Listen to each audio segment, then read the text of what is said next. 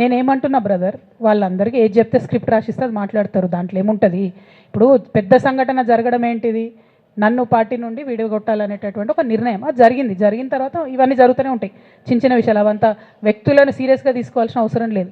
అల్టిమేట్గా నేనేమంటున్నా అంటే, నన్ను అడగకుండానే ఉరి తీశారు, కనీసం ఏమైంది అని కూడా అడగలేదు.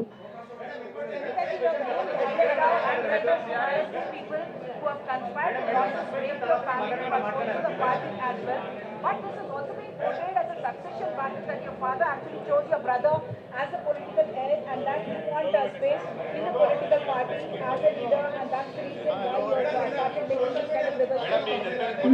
మేడం నేనేమంటున్నా తీసాను మేడం, నేనేమంటున్నా అంటే కింద పెట్ట నేనేమంటున్నా అంటే, ఇప్పుడు నేను మాట్లాడే ప్రెస్ మీట్ చూస్తున్నటువంటి రాజకీయ నాయకులకు కావచ్చు, బీఆర్ఎస్ పార్టీకి సంబంధం లేని వ్యక్తులకు కావచ్చు, వాళ్ళకి ఇది ఒక ఎంటర్టైన్మెంట్, ఇది ఒక వార్త. కానీ నాకు నా లైఫ్, మా బీఆర్ఎస్ పార్టీ కార్యకర్తలకు వాళ్ళ లైఫ్. సో నేను చాలా తీవ్రమైనటువంటి బాధలో గంభీరంగా ఉండి మాట్లాడేటటువంటి ప్రయత్నం చేస్తున్నాను. నేనేమంటున్నా అంటే కుటుంబంలో జరిగినటువంటి అనేక అంశాలను నేను చెప్పను కూడా, ఎందుకంటే అది ప్రజలకు అనవసరం. అది నేను ఆ బాధను పంచుకుంటే మీరు తట్టుకోలేరు కూడా. నేను చాలా గట్టిదాన్ని, మొండిదాన్ని, దయ్యాన్ని కాబట్టి తట్టుకొని నిలబడ్డా.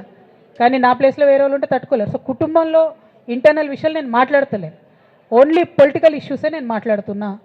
పొలిటికల్గా నన్ను సైడ్ లైన్ చేసి, నన్ను సస్పెండ్ చేసి, పార్టీకి అనుక్షణం నష్టం చేస్తున్న ఆ ఇద్దరు వ్యక్తులను, వారి గుంపును, వారి ముఠాను పార్టీ ఎట్లా మోస్తుంది అనేటటువంటిది నా ప్రశ్న. సరే, నిన్న మొన్న ఆ గుంపుకు సంబంధించిన వ్యక్తులు అన్ని చోట్ల నా ఫ్లెక్సీలు చింపేసి నాకు దిష్టిబొమ్మలు, శవయాత్రలు ఎందెందో వేసిరట. ఈ ఉత్సాహం కేసీఆర్ గారి మీద సిబిఐ ఎంక్వైరీ వేస్తా అని రేవంత్ రెడ్డి గారు అన్నప్పుడు ఎక్కడ చచ్చిపోయింది ఆ ఉత్సాహం అని నేను అడుగుతా ఉన్నా. ఎందుకు చేయలే రేవంత్ రెడ్డి గారి దానాలు, దిష్టిబొమ్మలు ఎందుకు చేయలే? ఏం అండర్స్టాండింగ్ ఉంది మీకు? నా ప్రశ్న సింపుల్. నన్ను వ్యక్తిగతంగా ఏదో చేస్తారన్నది కాదు, నాకు నష్టం జరిగేదే లేదు. ఎందుకంటే ప్రజలు చూస్తున్నారు, ప్రజలు గమనిస్తున్నారు.